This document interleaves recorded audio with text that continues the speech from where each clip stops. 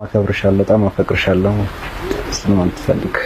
እኔም በጣም ነው የማፈቅረው፣ በጣም ነው የምወደው። ድኜም ወንድሜም ባሌም ስለሆነ ያው እግዚአብሔርን አመሰግናለሁ እሱን ስለሰጠኝ።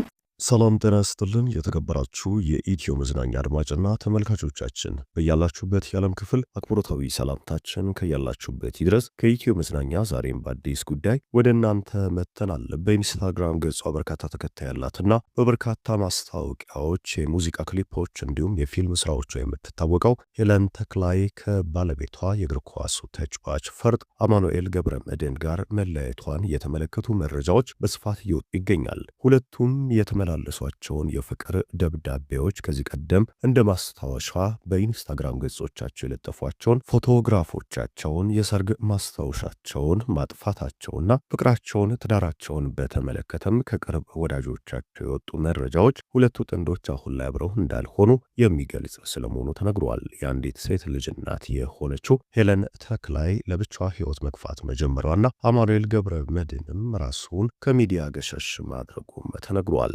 በሁለቱ ተወዳጅ የሰርጋቸው እጅግ አነጋጋሪ የምትለቃቸው ፎቶዎች ደግሞ በበርካቶች ዘንድ ትችት የሚያሰነዝሩባት አርቲስቷ ከአማኑኤል ገብረ እንዴት ተለያየች፣ እንዴት ተዋወቀች፣ የትዳር ጎጇቸው ምን ገጠመው የሚለውን በመረጃ ሰዓታችን እናስደምጣችሁ መረጃን ይዘን ወደ እናንተ መጥተናል። ከሀገር ውጭ የሚገኙትን አርቲስቶቹን በተመለከተ እጃችን የገባ አዲስ ጉዳይም አለ። እስከ መረጃው ፍጻሜ ቆይታችሁን ከኢትዮ መዝናኛ ጋር እንድታደርጉ ከልብ እንጠይቃለን። ቀጥታ ወደ ዕለታዊ መረጃችን እናልፋለን።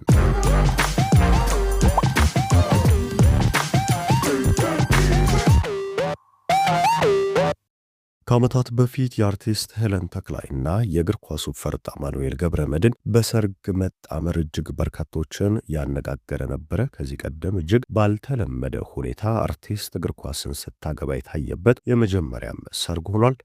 የሰርግ ስነስርዓታቸው ድንገት ያልተፈጠረና ለዓመታትም በፍቅር አብረው እንደዘለቁ ኋላ ላይ የወጡ መረጃዎች ያሳያሉ። ሄለን ተክላይ ትውልድና እድገቷ በአማራ ክልል እጅግ ተወዳጅና የፍቅር ከተማ ተደርጋ በምትታወቀው ደሴ እንደሆነና የደሴ ፈርጥ ቆንጆ እንደሆነች ይነገራል።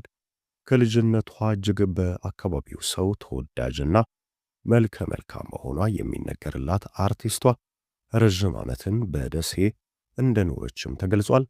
ነገር ግን ከልጅነት ጀምሮ ለጥበቡ ልዩ ፍቅር እንደነበራትና በደሴ በሚገኙ ክበባት ውስጥም ራሷን ለማሳደግና ይበልጥ ወደ ጥበቡ ለማቅረብ ስትሰራ እንደቆየች፣ ነገር ግን በደሴ እንደ አዲስ አበባ እድሎች ሰፊ እንዳልሆኑና ወደ አርቱ ዓለም ለመቀላቀልም መንገዶች በፈተና የተሞሉ እንደነበሩ የታሪክ ማህደሯ ያሳያል።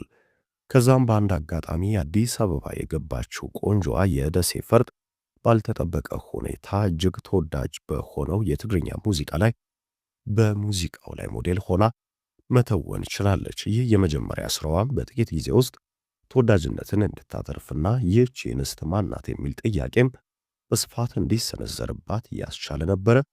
ከዚህም በኋላ በበርካታ ሙዚቃ ክሊፖች ላይ የሰራች ሲሆን በሙዚቃ ክሊፖችም ላይ ሞዴል ሆና መተወኗ ወደምትወደው የፊልም ሕይወት እንዳንደረደራትም ትገልጻለች። ጥቂት የሚባሉ ፊልሞች ላይ መሪ ተዋናይ ሆና የተጫወተችው ሄለን ተክላይ በተለይም በሕዝብ ዘንድ ተወዳጅነትን ያተረፈችባቸውን መቀነቴን ፍችልኝ፣ እንዳላጣሽ የተሰኙ ሁለት ፊልሞች እንደሆኑና ሌሎች ሁለት ተጨማሪ ፊልሞችም ላይ እንደተወነች ይነገራል። ከዚህ ባሻገር በኢንስታግራም ገጾቿ ላይ በርካታ ማስታወቂያዎች ላይ ብራንድ አምባሳደር ሆና የመስራት ዕድልንም ከዚህ በኋላ እንዳገኘችና በአዲስ አበባም ቅንጦ የሆነ የግል ሱቅ ባለቤት እንደሆነች ይገለጻል።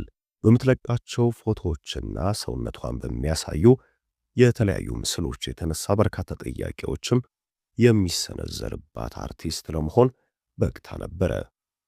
በጥቂት ጊዜ ውስጥ ባገኘችው ዝናና የሄደችበት በሚገኘው እጅግ የተሳካ የሚባል የጥበብ ሕይወት መካከል ነበረ ከተወዳጁ የእግር ኳስ ተጫዋች ጋር ትውቅን የጀመረችው።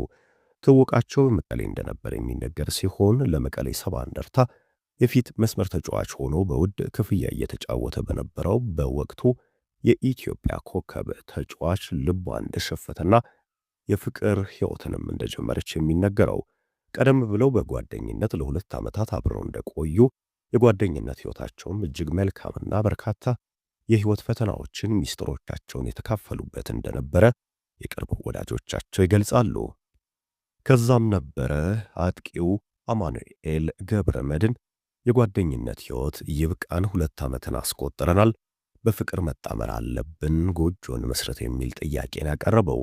ይህ ጉዳይ ቀደም ሲልም በልቧ የነበረውና ለአጥቂው ልዩ ፍቅር የነበራት አርቲስቷ የፍቅር ጥያቄውን ምንም ሳታቅማማ ተቀበለችው። በወቅቱም እጅግ አነጋጋሪ ነበረ። የፊት መስመሩ ተጫዋች ከመቀሌ ሰንባ እንደርታ ባሻገር ለቅዱስ ጊዮርጊስም የተጫወተ ሲሆን በኢትዮጵያ ብሔራዊ ቡድንም ድንቅ የሆነ የፊት መስመር ተጫዋችም ነበረ በወቅቱ። ከዛም ከአርቲስቷ ጋር እጅግ ያልተካበደ ነገር ግን በበርካቶች ዘንድ መነጋገሪያ የነበረ ሰርጋቸውን የደገሱት። የሰርግ ስነ ስርዓታቸው በተለይም ደግሞ በሰርጓ ዕለት የነበራት የሄለን ተክላይ አለባበስም በበርካታ ሚዲያዎች ዘንድ ከፍተኛ የተባለ ተቃውሞን ያስነሳባትም ነበረ። በተደጋጋሚ ከሰርጓ ኋላ ባደረገቻቸው ቃለመጠይቆችም ላይ የሰርግ ቬሎዋን በተመለከተ ጥያቄዎች ሲቀርቡባት ነበረ። የትዳር ሕይወታቸው ጅማሩም እጅግ ስኬታማ እንደነበረና እሷም በማስታወቂያ ስራዎች ከዚህ ባሻገር ደግሞ በግል ሱቋ ላይ ከፍተኛ ስኬት ያሳየችባቸው እግር ኳስ ፈርጡም በኢትዮጵያ ውድ ተከፋይ ከነበሩ የወቅቱ ተጫዋቾች ተርታ የተሰለፈበት ነበር። አልጋ ባልጋ የነበረው ሕይወታቸው እየገፉ በነበሩበት ወቅት ነበረ ድንገተኛ ሲሳይ ያገኙት የሴት ልጅ እናትና አባት ለመሆን የታደሉት። እርግዝናዋን ተከትሎ የምትለቃቸው ፎቶግራፎች ግን አሁንም ከሚዲያ አፍ አላስወጧትም። ተደጋጋሚ የሆኑ ተቃውሞዎች፣ ከኢትዮጵያዊ ጨዋነትና ስነ ምግባር ያፈነገጡ አለባበሶች በሚልም በርካታ ትችቶች ተሰንዝረውባታል። በወቅቱ ሄለን ተክላይ እርግዝናዋን በተመለከተ በኢንስታግራም እንዲሁም ደግሞ በፌስቡክ ገጾቿ ላይ ያጋራቻቸው ፎቶዎች እውነትም የኢትዮጵያዊን ባህል ስነ ምግባርና እሴት ያልጠበቀ በመሆኑ ትችት የማስተናገዷ ጉዳይ የሚጠበቅ ነበረ። ትችቱ የተመቻት የምትመስለው ሄለን ተክላይ ግን በማደርጋቸው ነገሮች ማንም ምንም አያገባውም፣ በነጻነት የምወደውን የሚከውን በራስ መተማመን ያለኝ ሴት ነኝ የሚል ምላሽን ሰጥታለች። ባለቤቷ አማኑኤልም ጉዳዩ እንደተመቸውና እርሷ የወደደችውን ማድረግ እንደምትችል ከጎኗ እንደሚቆምም ያሳየበት ነበረ። እኒህ ጉዳዮች ሁሉ ከተፈጠሩ በኋላ አሁን ላይ ሄለን ተክላይ በአዲስ አበባ እጅግ ግዙፍና ቅንጦ የሆነ የባህል ልብስ መሸጫ እንዳላት፣ ይህም ስያሜው ሄለን ጥበብ እንደሚባልና በርካታ ሚሊዮን ብሮች የወጡበት እንደሆነ፣ በዚህ ሥራ ላይ በቋሚነት እንደምትገኝ፣ ከፊልም ከሙዚቃ ክሊፖችም ሙሉ ለሙሉ ራሷን እንዳራቀች ተነግሯል። አማኑኤል አሁን ላይ ያለበትን ሁኔታ በተመለከተ ግልጽ የሆነ መረጃ ባይኖርም ነገር ግን ሁለቱም በተደጋጋሚ ከሀገር ውጪ በአሜሪካ የመታየታቸው ጉዳይ ይነሳል። ከሰሞኑ የሁለቱን ጥንዶች አሁናዊ ሁኔታ በተመለከተ እጅግ ያልተጠበቁ መረጃዎች እየወጡ ይገኛል። ቀደም ሲል የደስታ ቀናቸውን፣ ሰርጋቸውንና አብረው ሲዝናኑ የሚያሳዩ ፎቶግራፎችን በተደጋጋሚ በኢንስታግራም ገጿ ላይ የምትለጥፈው ሄለን ተክላይ ሙሉ ለሙሉ ትዝታዎቻቸውን እንዳጠፋች የተነገሩ ሲሆን የትዳር ቀለበቷ አሁንም በጣቷ ላይ ቢገኝም ነገር ግን ከአማኑኤል ገብረመድህን ጋር የነበራት የትዳር ጎጆ እንዳበቃለት የቅርብ ወዳጆቿ እየገለጹ ይገኛል። እኛም ስለ አርቲስቷና ስለ ኢትዮጵያዊ የፊት መስመር ተጫዋች አማኑኤል ገብረመድህን የነበረንን መረጃ በዚህ መልኩ ለእናንተ አደረስን። እስከ ፍጻሜ ቆይታችሁን ከእኛ ጋር ስላደረጋችሁ ከልብ አመሰግንን። ሰናይ ጊዜ ተመኘን።